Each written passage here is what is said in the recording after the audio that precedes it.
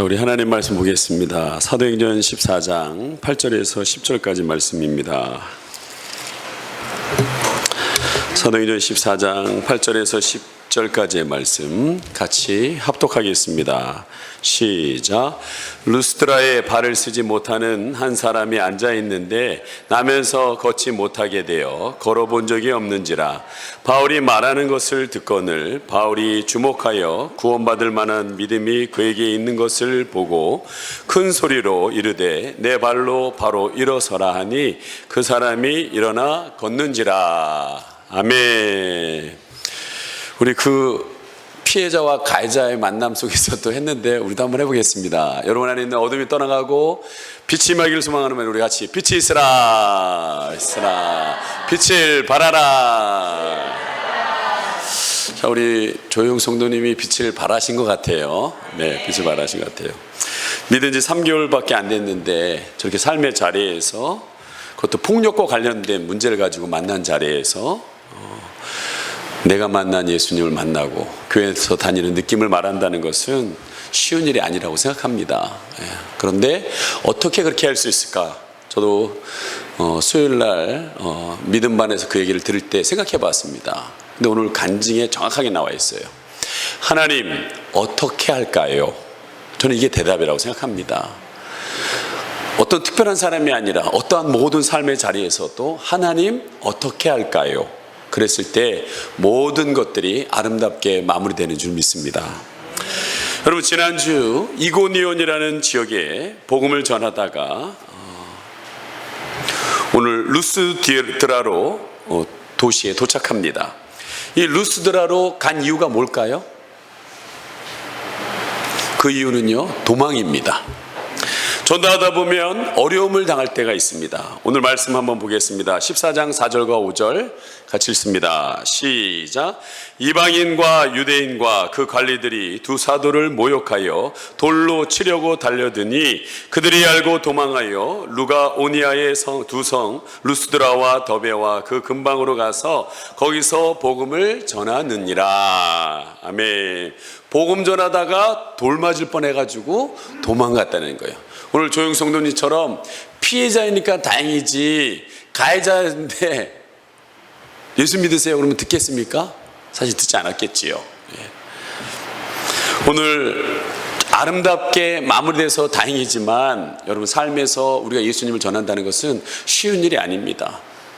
이런 물질적 돌이 아니라 어떤 약간의 여러분을 향하여서 이상한 이 심리적인 돌이 온다는 걸 느낄 겁니다.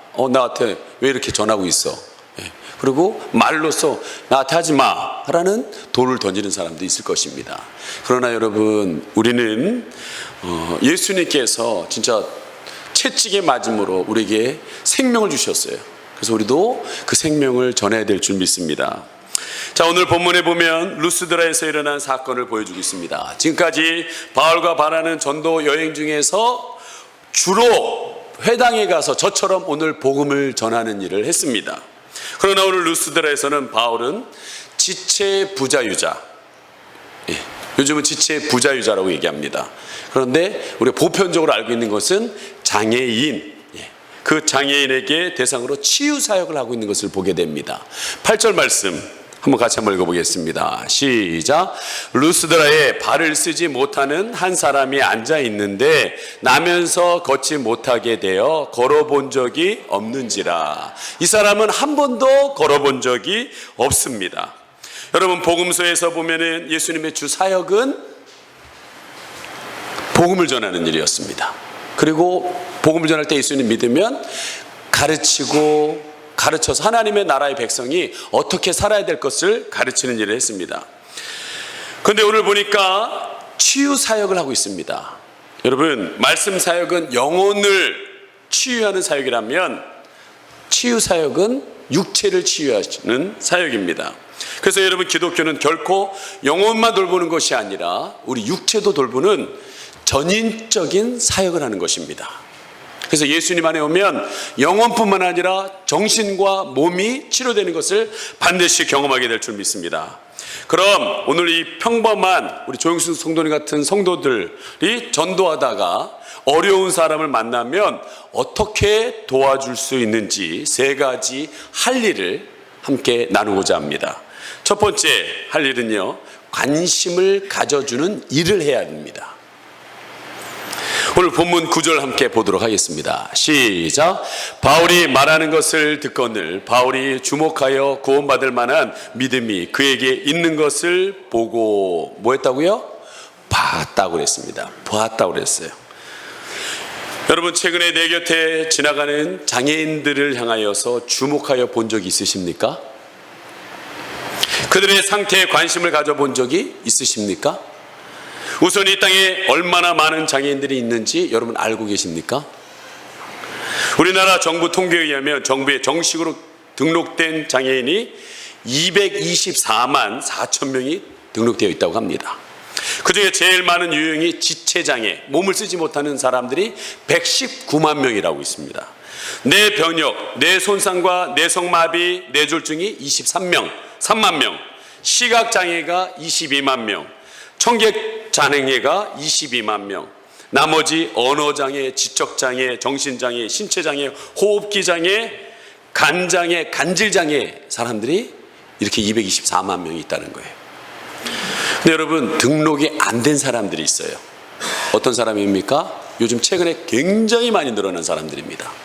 분노 조절 장애자들이 있습니다. 네.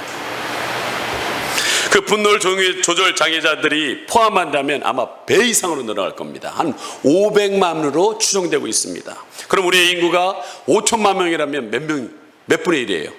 10분의 1입니다. 10분의 1이에요. 그중에 선천적인 장애, 태어날 때서부터 장애를 갖고 있는 사람은 10만 명에 불과하다는 거예요. 대부분은 후천적 장애를 갖게 된다는 겁니다.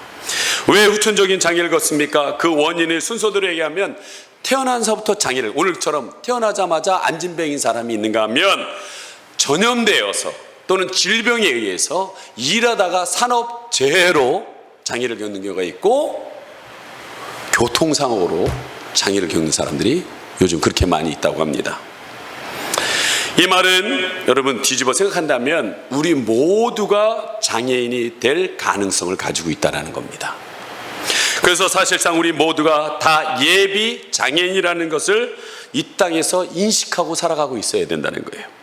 여러분, 갑자기 올 수 있습니다.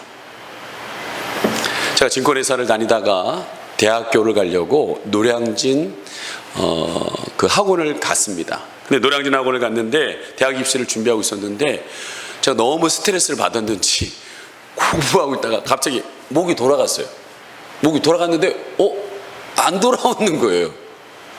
그래서 옆에 사람한테 저기 나 좀 나가야 되니까 이 책 좀 정리해 달라고. 그래서 이렇게 책을 정리해서 들고서요, 제가 나와가지고 버스를 타는데 이게 안 보여요. 몇 번인지. 진짜 와, 이게 안 돌아오는데 진짜 환장하겠더라고요, 진짜. 예? 그런데 그때 생각이 드는데 그런 상황 속에서 목사님한테 기도받으면 나을 것 같다는 생각이 드는 거예요. 그래서 제가 그 차를 타가지고 교회로 갔어요. 그래서 사람들부터 왜 그러냐고. 그건 알 필요 없고요. 목사님 어디 계세요? 목사님 그랬더니 사택에 계신다는 거예요. 그래서 우리 교회 옆에 사택이 있거든요. 사택에 갔더니 목사님이 그러시더라고요. 왜 병원에 가지 날 찾아왔냐고. 그 노량진에 병원을 갔어야지. 그러더라고요. 목사님, 전 목사님 기도받으면 나을 것 같아요. 그랬더니 그래? 근데 그분이 이런 일을 많이 겪으셨나 봐요. 굉장히 여유로운 마음을 가지고 그럼 여기 앉아. 그랬더니 저한테 이렇게 기도를 해주시는 거예요. 그래서 기도했는데 안 났어요. 안 났어요. 근데 목사님이 그러시더라고요. 야, 너 신경을 많이 썼나 보다. 스트레스 받을 필요 없어. 되고 안 되는 건 하나님의 뜻이고 네가 공부 열심히 했으면 되는 거고 안 되면 다 떨어지는 거야. 괜찮아. 인생 그거 떨어진다고 그렇게 큰 손해 없어. 집에 가서 편안히 자. 그러더라고요. 전 그 말을 믿었어요. 그래서 이러고 집에 가서 편안히 누워서 잤더니 이렇게 수르륵 풀리더라고요. 그래서 지금 돌아왔어요. 여러분이 안 돼봐서 이 감격을 모르시는 거예요.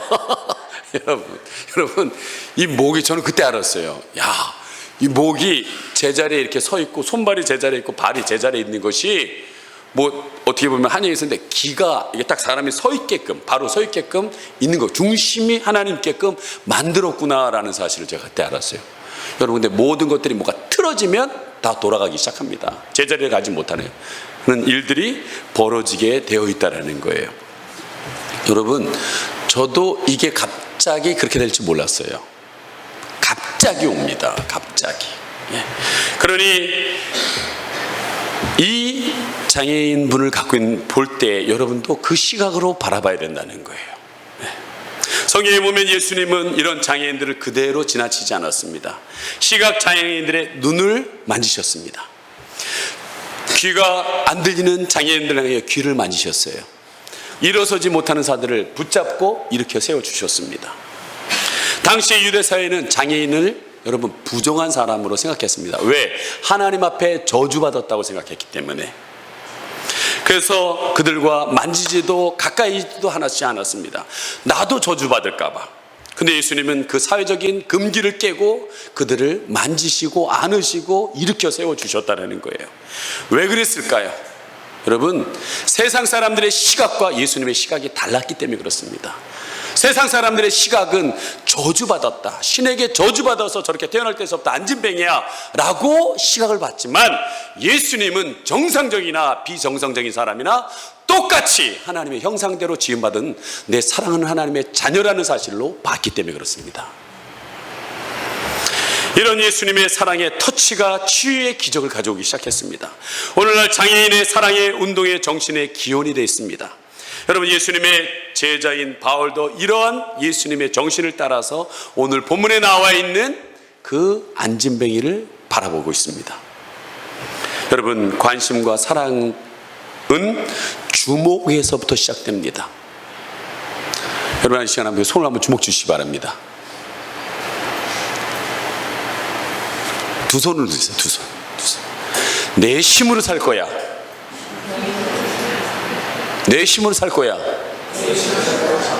여러분, 주목을 믿으시면 안 됩니다. 예? 농담이고요. 여러분, 주목해야 될 것은 힘들고 어려운 사람을 향하여 주목하라는 거예요. 전에는 그런 분들을 피하고 다니셨다면 이제 먼저 바라보시기 바랍니다. 주님의 눈으로 바라보시기 바랍니다. 그것이 바로 장애인 사역의 시작이라는 거예요. 어려운 분 겪고 있는 분들의 사역의 시작이라는 거예요. 여러분, 일어나지 못하면 장애입니다. 근데 그 장애가 오늘도 여러분 교회 안에서 예배를 드리고 있지만 겉은 멀쩡하지만 영적으로 일어나지 못하는 영적 장애를 갖고 있는 분들이 있습니다. 교회도 마찬가지입니다. 교회 건물이 있고 예배를 드린다고 교회가 다 일어난 것이 아닙니다. 교회가 일어나지 못하면 장애가 있는 것입니다. 그래서 올해 저희는 부활절을 맞이하여서 지금 한국교회는 새로 교회를 개척할 것이 문제가 아니라 있는 6만 교회가 지금 5만 교회로 줄여가고 있습니다. 그 교회를 새롭게 부활시키는 것이 저는 더 소중한 일이라고 생각합니다. 그래서 이번 부활 프로젝트로 여러분 동탄에 사모님이 집을 나간 목사님 힘겹게 한 20여 명의 성도들을 돌보고 있는 교회를 저희들이 부활 프로젝트로 그를 돕고 있습니다. 먼저 제가 목사님을 만나서 이 셀 가치를 심어주면서 이렇게 세우고 있습니다. 같이 제자 훈련도 같이 받고 있습니다. 그리고 제가 1:1 제자 훈련도 가르쳐드리고 있어요. 그리고 그 교회 성도님들을 이렇게 세우기 위해서 여러분들 가보셨지만 여러분 부흥회를 인도해서 성도님들이 일어났습니다. 그리고 그 교회의 분위기를 바꾸기 위해서 성전 입구를 우리 교회와 똑같이 만들고 교회 카페를 같이 작지만 만들어드리고 난간을 아름답게 만들어줬어요. 분위기가 완전히 달라졌어요. 교회가요. 그렇다고 여러분 교회가 일어납니까? 그렇지 않아요. 그 안에 영적인 힘이 있어야지 일어날 수가 있습니다. 예. 근데 지금 부활절 이후에 한 3, 4개월이 지났습니다. 그래서 제가 틈틈이 전화도 드리는데 최근에 일본도 갔다고 막 바쁘다 보니까 전화를 못 드렸어요. 한 달 만에 전화를 드렸더니 훈련 받고 와서 뭔가 하려고 그러는데 디스크가 와가지고 목 디스크가 와가지고 꼼짝을 못 해가지고 누워 있었다는 거예요. 여러분 사단도요 일어나려면 방해를 합니다. 못 일어나게 눌러버려요. 예. 그렇게 있다가 요즘 치료돼서 다시 일어나려고 하는데 놀라운 일이 일어났다는 거예요. 그 교회는 새벽 기도가 없습니다. 그런데 한 택배 회사를 운영하시는 분이 새벽 기도를 나왔다는 거예요. 남자분이. 근데 그분이 신기하게 택배 날에는 기사를 또 전도해 왔다는 거예요. 그리고 같은 업체에 있는 분들을 전도해 왔다는 거예요. 그래서 3명이 됐다는 거예요. 그 3명과 함께 1:1 제자 양육을 하겠다는 거예요. 여러분, 부활은 다른 게 아닙니다. 그렇게 서서히 일어나기 시작하는 겁니다. 여러분, 누군가의 관심과 사랑이 이렇게 세울 수 있다는 거예요. 자, 그럼 평범한 우리 성도들이 전도하다 사람을 만나면 어떻게 도와줄 수 있는데, 두 번째 할 일은 뭐냐? 믿음의 길로 인도하는 일을 하셔야 된다는 거예요. 바울이 일어서지 못하는 장애인을 주목하여 제일 먼저 관심을 가진 것은 그에게 구원받을 만한 믿음이 있느냐를 봤다는 거예요. 자, 9절 말씀 같이 한번 읽어보겠습니다. 시작. 바울이 말하는 것을 듣거늘 바울이 주목하여 구원받을 만한 믿음이 그에게 있는 것을 보고, 뭘 봤다고 그랬어요? 그에게서 구원받을 만한 믿음이 있는가를 봤다는 거예요. 오늘 이 자리에 예배를 드리고 있지만 저는 누가 지금 은혜가 들어가고 있는지 대충 알 수가 있어요. 누가 지금 전혀 은혜가 들어가고 있지 않구나라는 것을 이 앞자리에 쓰면 다 보입니다. 다는 알 수 없지요. 누가 믿음이 지금 들어가고 있느냐? 그것은 말씀을 듣는 태도를 보면 압니다. 말씀이 들리시는 분이요, 뒤로 쳐져 있다가 허리를 핍니다. 고개를 빼요. 눈을 크게 하고요, 귀는 보이지는 않지만 열려있는 것이 보입니다. 여러분, 바울이 말하는 것은 오늘 듣거늘 말씀을 듣는 태도가 나와 있어요. 바울은 로마서 10장 17절에 믿음은 어디서 나온다고 했습니까? 믿음은 들음에서 난다고 했어요. 뭘 들어요? 그리스도의 말씀을 듣는 거. 말씀을 들을 때 믿음이 생긴다는 거예요. 여러분, 말씀을 듣지 않으면 믿음이 생기지 않는다는 거예요. 그래서 오늘 이 자리에 여러분이 나와 있는 겁니다. 여러분, 말씀을 들으시기 바랍니다. 그래야 여러분의 영혼이 살아날 수가 있어요. 여러분, 믿는다는 것은 그냥 교회에 나와 있다고 믿는 게 아닙니다. 예수로 내 인생을 주인을 바꾸는 겁니다.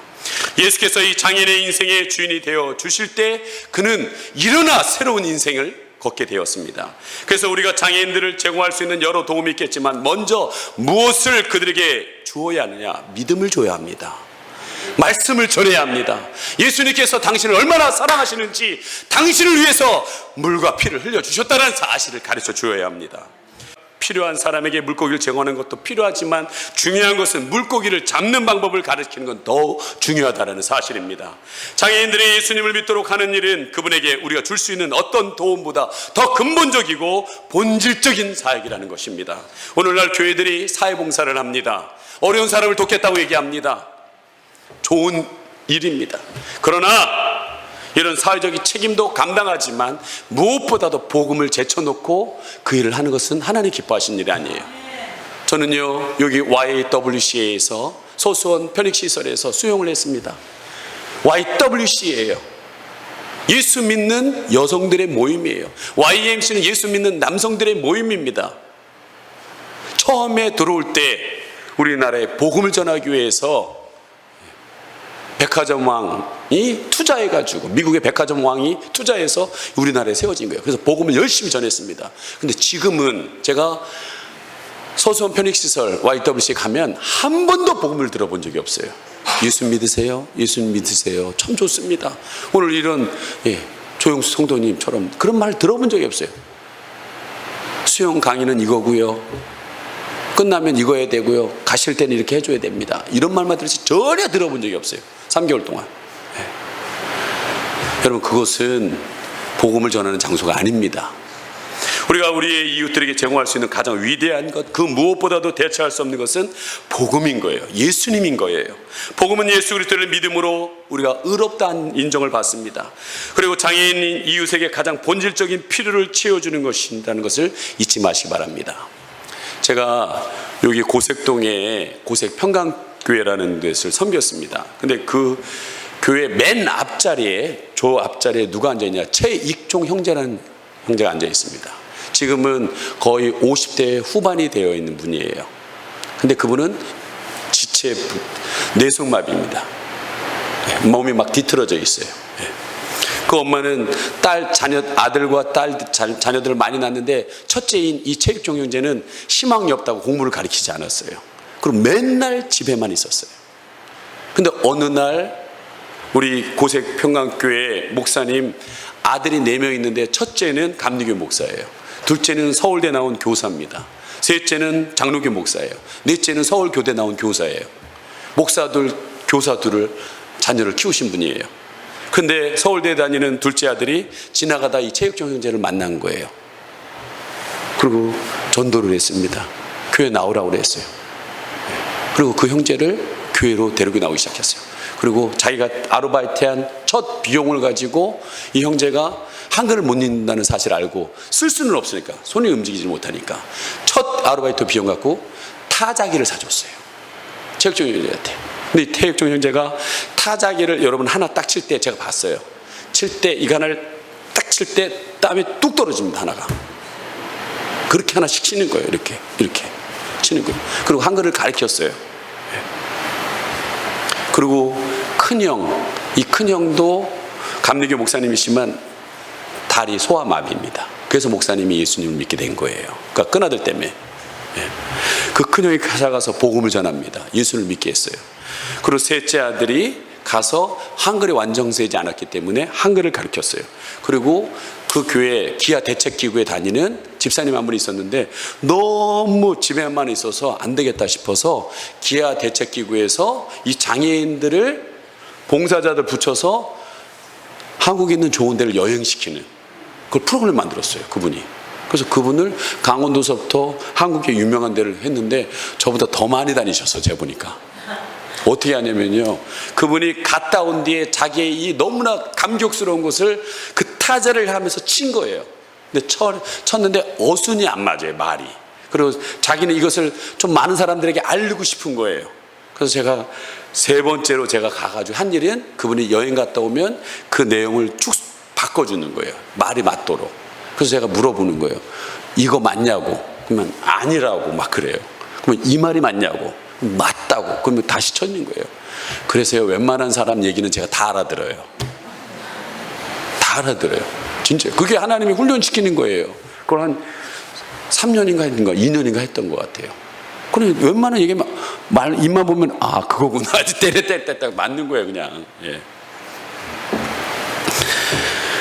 여러분, 이 어머니도 포기한, 교육시키는 걸 포기하고 너는 그렇게 살아야 되는구나. 미안하다. 맨날 엄마가 하는 얘기에 그 아들한테 미안하다. 예. 근데 이 체육종 형제이 여러분 그 서울대 다니는 둘째 아들을 만나고 큰형한테 복음을 듣고 또한 셋째 아들을 통해서 한글을 더 배우고 저를 통해서 조종하고 그 다음에 막내 넷째 아들 서울교대 다니는 넷째가 또 복음과 삶을 가르치고.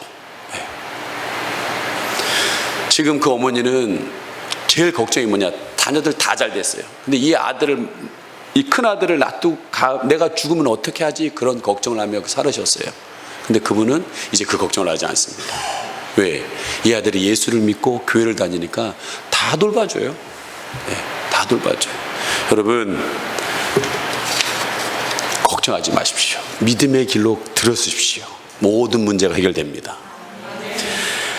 마지막은 평범한 우리 성도들이 전도하다 어려움을 만나면 어떻게 도와줄 수 있는지, 이 세 번째 일은요, 할 수 있는 도움을 제공하는 겁니다. 여러분, 복음서에 보면 예수님께서 중풍병자를 고칠 때 먼저 하신 일이 뭘까요? 그로 하여금 죄 사함의 확신을 짚어줍니다. 내 죄가 사함 받았다 라고 하나님께서 선포해 주십니다. 왜 그랬을까요?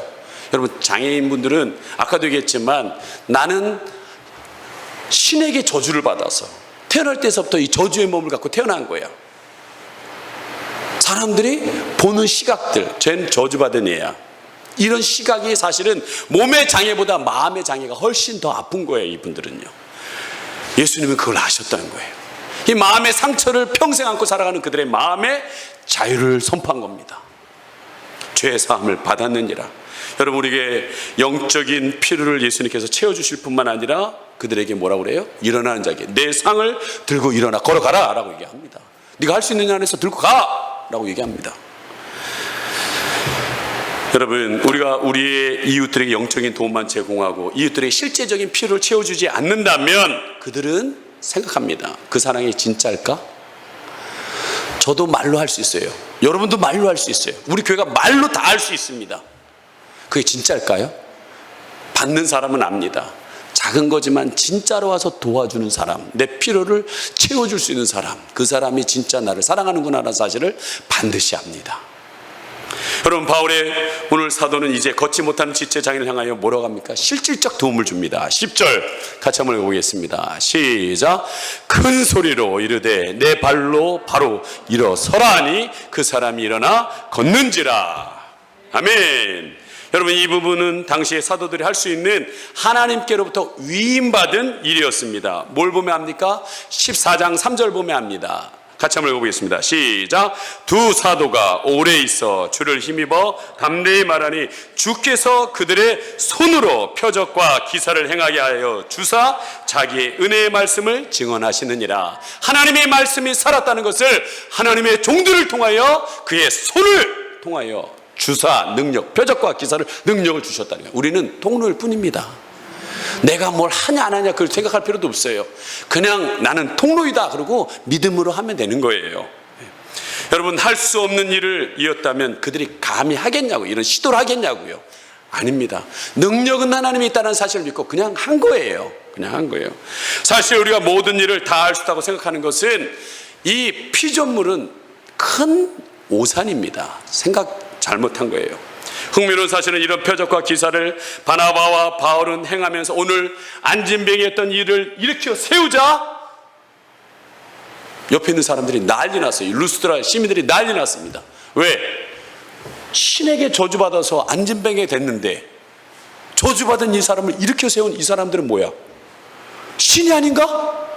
난리 난 거예요. 바울과 바나바를 제우스 헤르메스라고 하면서 그 신전으로 끌고 가서 막 제사 지내려고 하는 거예요. 경배하려고 그러는 거예요. 하지마! 하지마! 내가 여기 온 이유는 이런 잘못된 것을 깨고 진짜 신인 하나님을 섬기게 하려고, 너희들에게 복음을 전하려고 이렇게 온 거야. 분명한 얘기를 하잖아요. 나는 내가 한 게 아니라고, 우리가 한 게 아니라고, 하나님이 하신 거라고. 너희들은 그 천지를 창조하신 하나님을 믿어야 된다라고 강력하게 이야기하는 것을 보게 됩니다. 여러분, 우리는 다만 통로일 뿐입니다. 우리는 보통 기적이라고 하면 할 수 없는 일을 한 것을 기적이라고 해요. 도저히 안 되는 것을 한 것을 기적이라고 해요. 그러나 성경은 그렇게 얘기하지 않습니다.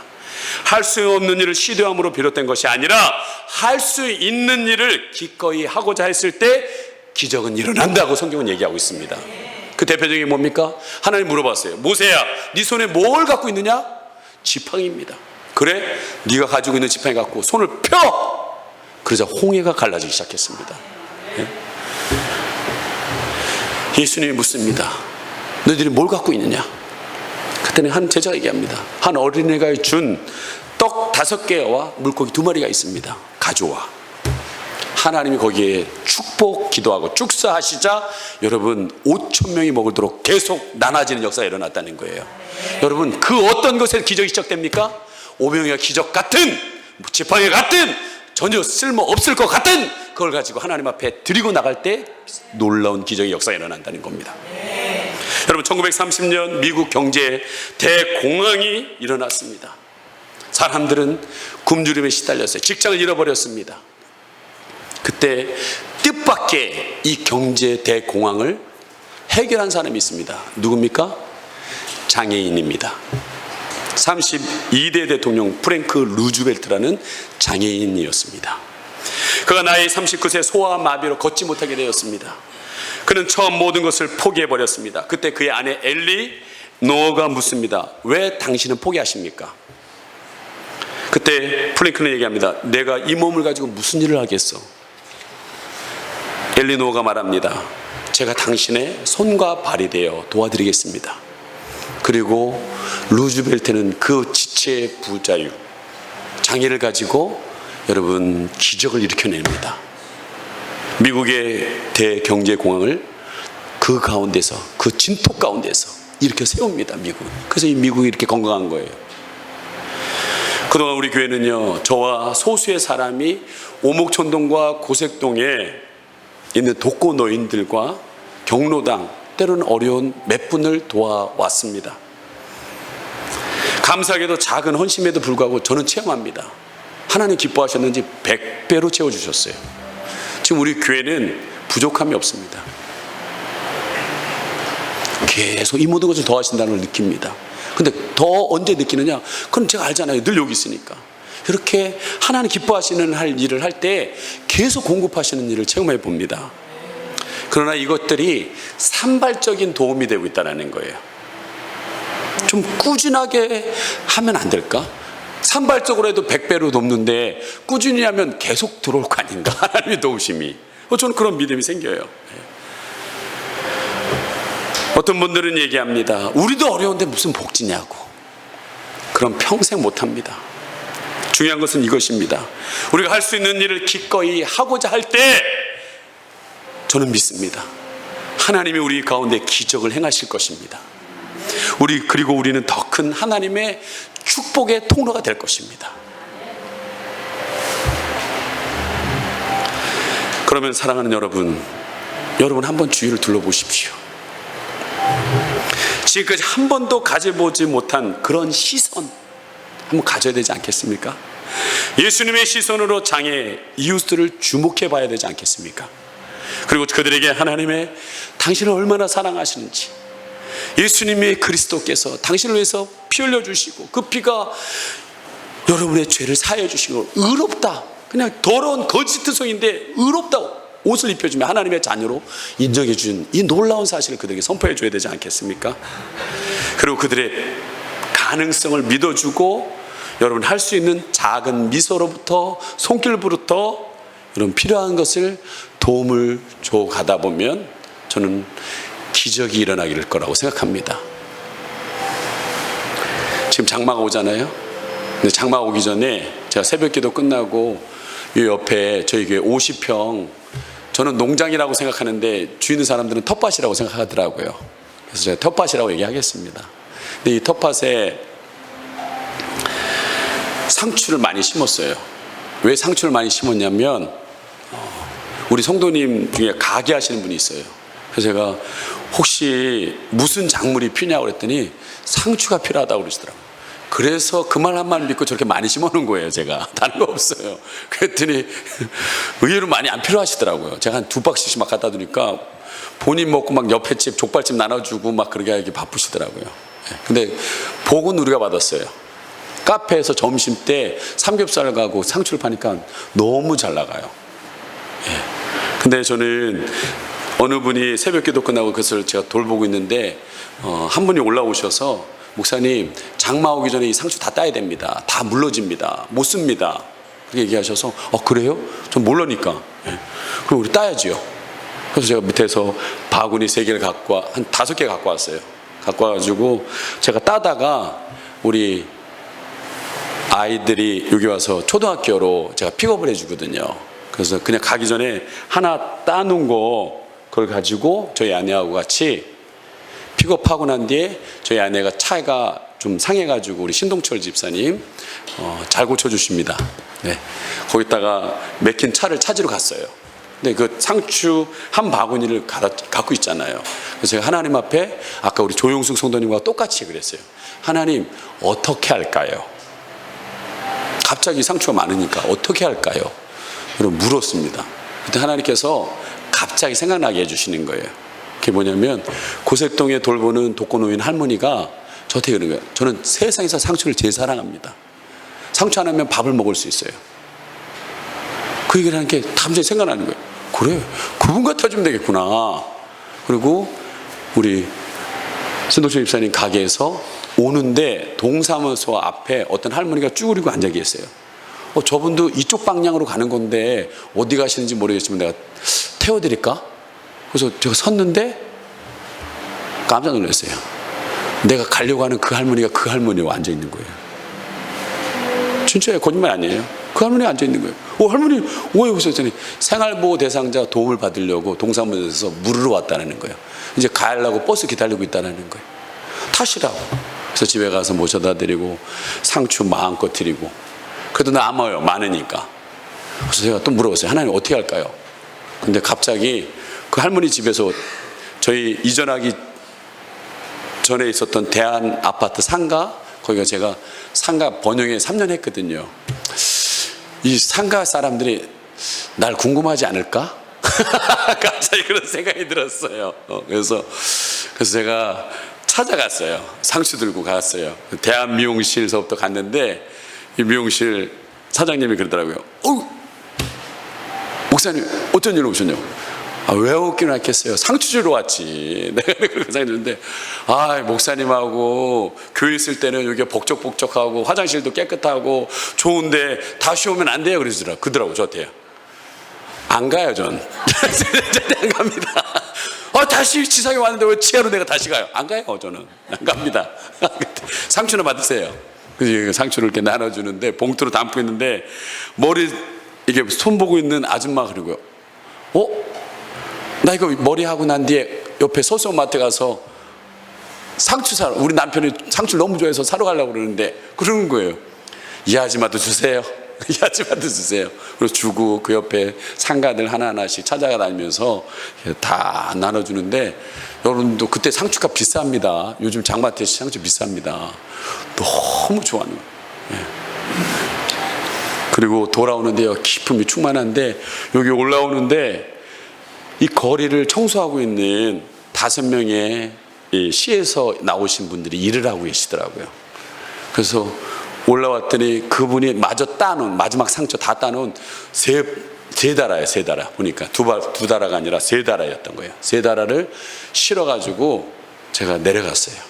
그리고 그 아주머니들 오시라고 그랬어요. 저희 교회 봉투 이쁜 거 있습니다. 이만한 게 큰 거. 오시니까 왜 그러냐 그래서 이 봉투 하나씩 다 드리면서, 자, 상추 3종류가 있으니까 마음껏 담아가세요.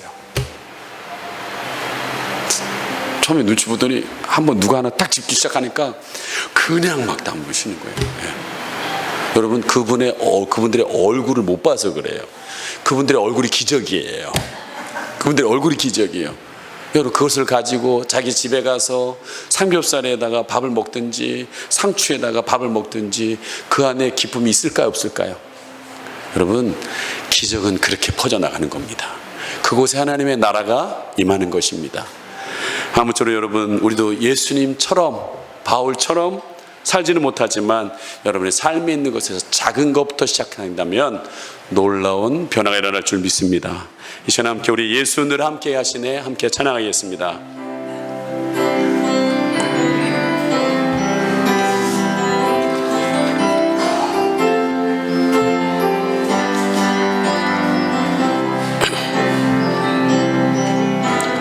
고단한 인생길 힘겨운 오늘도 예수 내 마음 아시네.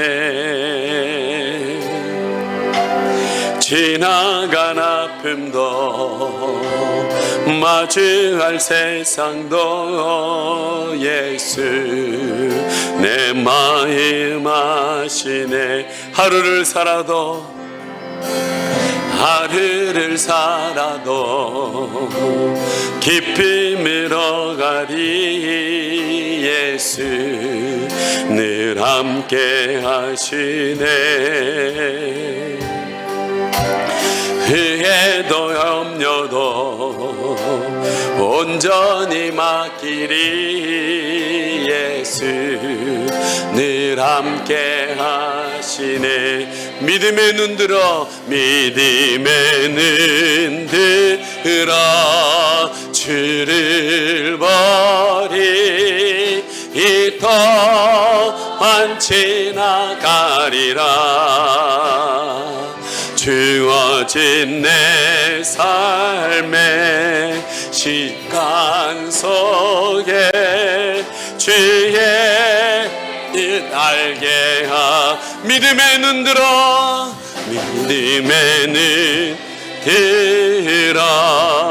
주를 버리 이 또한 지나가리라.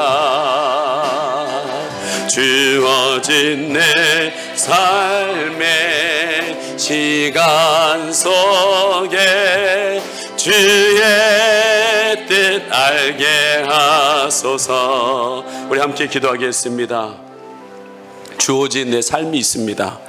그 삶 속에서 너무 내 자신과 내 가정에만 매여 사는 것이 아니라 한번 눈을 돌아보시기 바랍니다.